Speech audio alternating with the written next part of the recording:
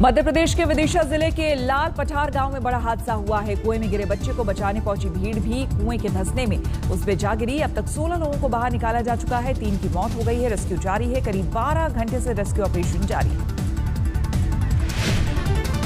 विदिशा के लाल पठार गांव में हादसा कल शाम करीब 6 बजे हुआ। जिस कुएं में लोग फंसे हैं उसकी गहराई करीब 30 फीट बताई जा रही है, जिसमें 10 से 15 फीट पानी है। कुएं के ऊपर सीमेंट का स्लैब था। बच्चे को निकालने के लिए जब स्लैब पर भीड़ का वजन पड़ा तो स्लैब टूट गया और स्लैब पर खड़े लोग कुएं में धंस गए। रात करीब 11 बजे राहत कार्य में लगा एक ट्रैक्टर भी जमीन में धंसने से गिर गया। घटना की खबर मिलते ही एनडीआरएफ, एसडीआरएफ और स्थानीय प्रशासन की टीम रेस्क्यू ऑपरेशन में लग गई। तकरीबन 16 लोगों को बाहर निकाला जा चुका है। 13 लोग लापता है और 3 की मौत हो चुकी है, जिनके शव बरामद कर लिए गए हैं। मुख्यमंत्री विदिशा में अपनी गोद ली हुई बेटियों की शादी के मौके पर मौजूद थे। उन्होंने विवाह स्थल को ही कंट्रोल रूम बना दिया। मुंबई में मूसलाधार बारिश हो रही है। शहर के कई हिस्सों में भारी जलभराव हो गया है। दादर, सायन, हिंदमाता, अंधेरी, सबवे, गांधी मार्केट, कुर्ला तमाम इलाके जहां बारिश के दिनों में जलभराव होता है, आज की बारिश में मुसीबत का सामना कर रहे हैं।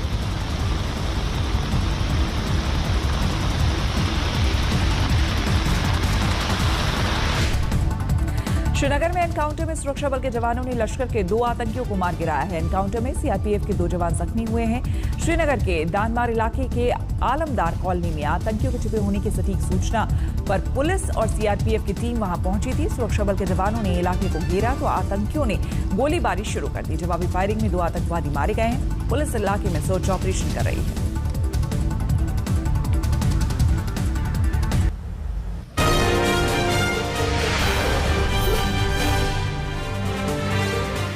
आज प्रधानमंत्री नरेंद्र मोदी गुजरात के दौरे पर हैं, जहां वो रेलवे से जुड़ी कई योजनाओं का उद्घाटन करेंगे। पीएम मोदी अहमदाबाद और गांधीनगर में आयोजित कार्यक्रम में हिस्सा लेंगे।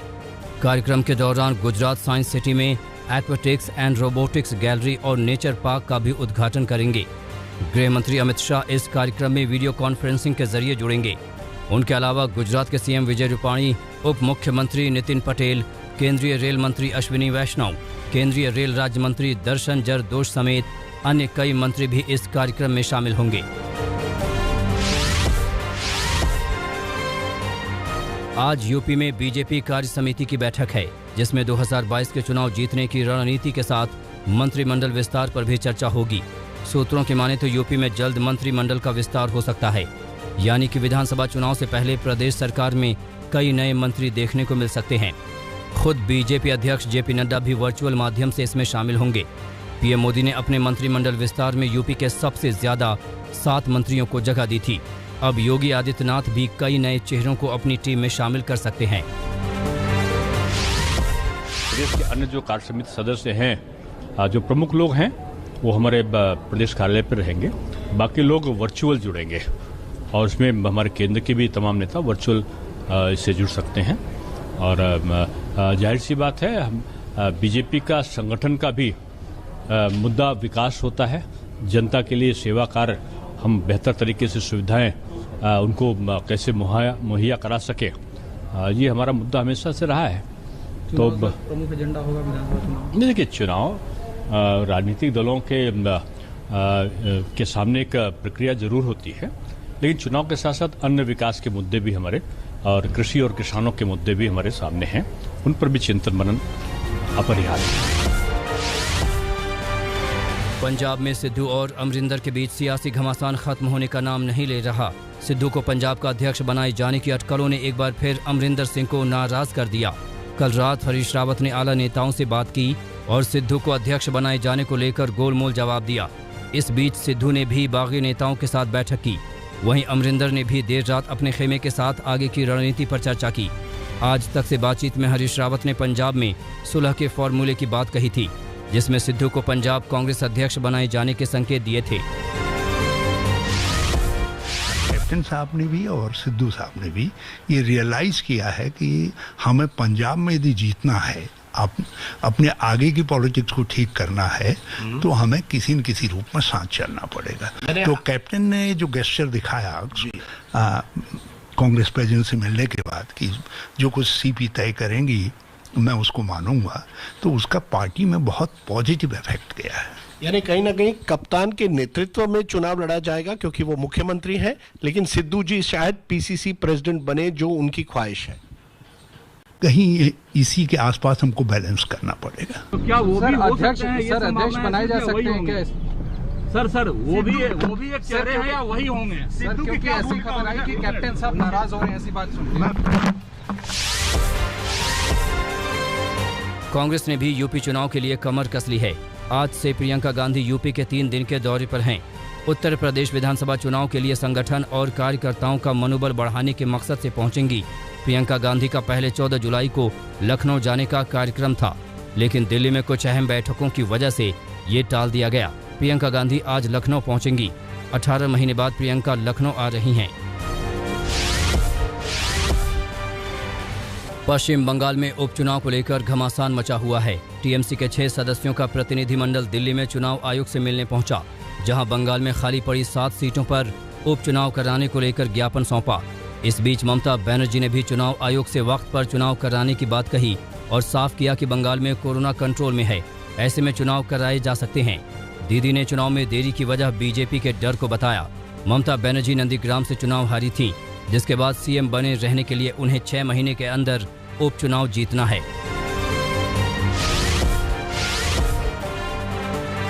बंगाल में विधानसभा चुनाव के बाद हुई हिंसा की जांच कर रहे राष्ट्रीय मानवाधिकार आयोग ने कलकत्ता हाईकोर्ट में बेहद गंभीर रिपोर्ट सबमिट की है।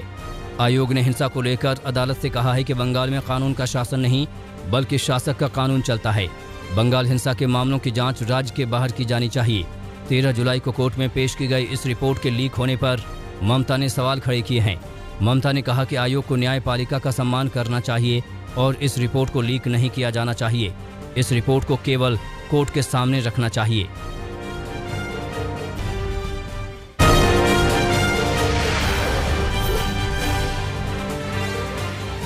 कांवड़ यात्रा को मंजूरी देने को लेकर यूपी सरकार आज सुप्रीम कोर्ट में अपना जवाब दाखिल करेगी। कोरोना की तीसरी लहर की आशंकाओं के बीच कांवड़ यात्रा को मंजूरी देने को लेकर सुप्रीम कोर्ट ने यूपी सरकार से सवाल किया था। हालांकि यूपी सरकार की दलील है कि कोरोना प्रोटोकॉल के पालन के साथ ही कांवड़ यात्रा की इजाजत होगी। इससे पहले उत्तराखंड सरकार कांवड़ यात्रा पर रोक लगा चुकी है। दिल्ली में फिलहाल स्कूल बंद ही रहेंगे। कोरोना की तीसरी लहर की आशंका को देखते हुए दिल्ली सरकार अभी स्कूल खोलने के पक्ष में नहीं है। मुख्यमंत्री अरविंद केजरीवाल ने कहा है कि बच्चों के स्वास्थ्य के साथ रिस्क नहीं लिया जा सकता है। केजरीवाल ने कहा कि जब तक दिल्ली में वैक्सीनेशन पूरा नहीं हो जाता है, तब तक बच्चों को लेकर कोई जोखिम नहीं लिया जा सकता है। कोरोना के खतरे के बीच पहाड़ी राज्यों में बड़ी संख्या में पर्यटक लगातार पहुंच रहे हैं। इस बीच उत्तराखंड पुलिस ने 13 ऐसे टूरिस्ट को गिरफ्तार किया है जो फर्जी कोरोना रिपोर्ट लेकर राज्य में घुस रहे थे।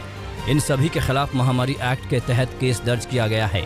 उत्तराखंड में पर्यटन स्थलों पर भारी भीड़ जुटती देख राज्य सरकार ने नियम बना दिया कि आने वाले सैलानियों को कोरोना टेस्ट की नेगेटिव रिपोर्ट दिखानी होगी। राजद्रोह कानून को लेकर सुप्रीम कोर्ट ने सख्त टिप्पणी की है। राजद्रोह के मामलों के दुरुपयोग पर सवाल उठाते हुए CJI NV रमना ने कहा कि जब कोई सरकार और प्रशासन की बात मानने से इनकार करे तो उस पर देशद्रोह का इल्जाम चस्पा कर दो, क्योंकि अभियोजन की कोई जवाबदेही भी तो नहीं है। जब सरकार ने इतने पुराने और अनुपयोगी कानून खत्म किए हैं तो IPC की धारा 124A पर क्यों नहीं ध्यान दिया गया। सुप्रीम कोर्ट की टिप्पणी के बाद कांग्रेस नेता राहुल गांधी ट्वीट कर इसका स्वागत किया। इंग्लैंड दौरे पर गई टीम इंडिया कोरोना की चपेट में आ गई है। विकेटकीपर बल्लेबाज ऋषभ पंत समेत 2 खिलाड़ियों का टेस्ट पॉजिटिव पाया गया। अब टीम इंडिया का एक सपोर्टिंग स्टाफ भी संक्रमित मिला है। विकेटकीपर बल्लेबाज रिद्धिमान साहा, बॉलिंग कोच भरत अरुण और अभिमन्यु ईश्वरन को आइसोलेट कर दिया गया है। पंत, दयानंद, साहा, अरुण और ईश्वरन लंदन में ही क्वारंटीन रहेंगे। आइसोलेट हुए किसी भी खिलाड़ी या स्टाफ को डरहम नहीं भेजा जाएगा। इन सभी को 10 दिनों के आइसोलेशन पीरियड से गुजरना होगा। इस दौरान इनकी कोरोना जांच भी की जाएगी।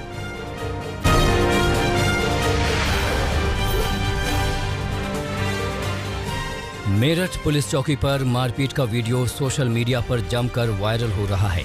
इस वीडियो में कुछ दबंग युवक मामूली बात को लेकर सड़क से जा रहे कुछ लोगों को जमकर पीट रहे हैं। मामला TP नगर थाना क्षेत्र के वेदव्यासपुरी चौकी का है। हैरानी इस बात की है कि ये दबंग पुलिस चौकी पर ही ऐसे ही मारपीट कर रहे हैं। वायरल वीडियो के आधार पर पुलिस ने 3 नामजद और बाकी अज्ञात पर मामला दर्ज कर लिया है। राजस्थान के भरतपुर में पुलिस ने भारी मात्रा में नशे की खेप बरामद की है। पुलिस ने नशीले पदार्थों की तस्करी करने वाली 1 महिला और 2 पुरुषों को गिरफ्तार किया है।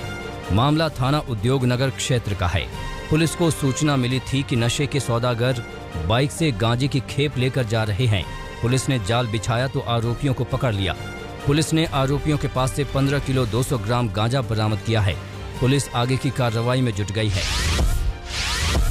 मध्य प्रदेश के सीहोर में एक युवक ने अपनी सौतेली मां की बहन और सौतेली मां की बेटी को धारदार हथियार से गला रेत कर मार दिया।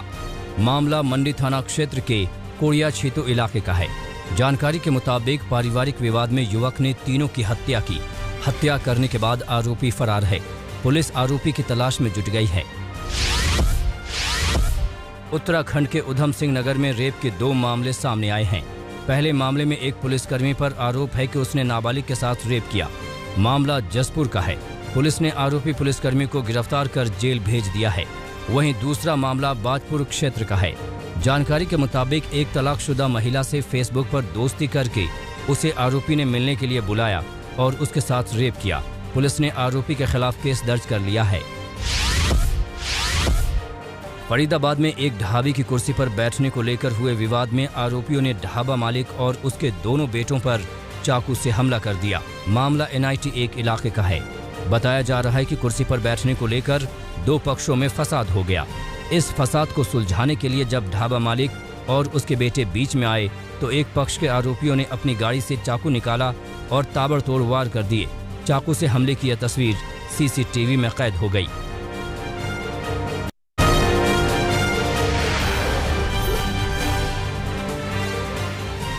अफगानिस्तान में सबसे लंबे अमेरिकी युद्ध अभियान को खत्म करके अमेरिकी सेना के commander general Scott Miller America लौट गए हैं। रक्षा मंत्री लॉयड ऑस्टिन ने भरोसा दिया कि अमेरिका का अफगान मिशन अभी खत्म नहीं हुआ है। अमेरिका काबुल का सहयोग करता रहेगा, तो वहीं तालिबान के लड़ाके लगातार अफगानिस्तान पर कब्जा बढ़ाते जा रहे हैं।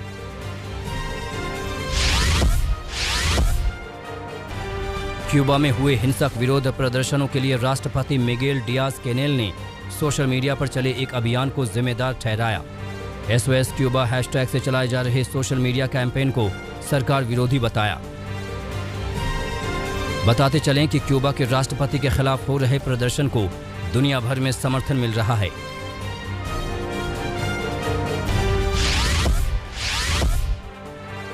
अमेरिकी पॉप स्टार ब्रिटनी स्पीयर्स के समर्थन में उतरे रिपब्लिकन सांसद मैट गेट्स ब्रिटनी के पिता पर जमकर निशाना साधा। वहीं ब्रिटनी स्पीयर्स को अदालत ने गार्जियनशिप केस में बड़ी राहत देते हुए उन्हें खुद वकील चुनने का अधिकार दे दिया। कोर्ट में अहम सुनवाई के दौरान ब्रिटनी स्पीयर्स फूट फूट कर